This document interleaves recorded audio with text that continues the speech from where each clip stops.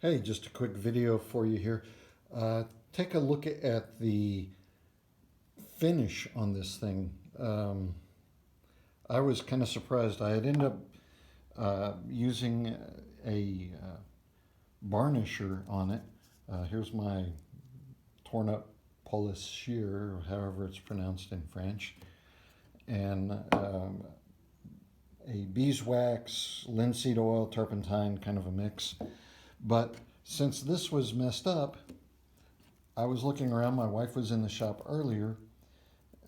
She had been cutting up some loofahs, and I grabbed one of the scraps that was laying around because my burnisher was messed up, and I just dipped this into the beeswax polish and put it on here.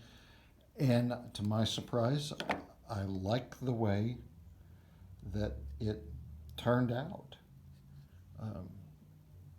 So in a pinch, hey, use a loofah. Grab one from the dollar store, cut it up, and you might have something to replace a burnisher.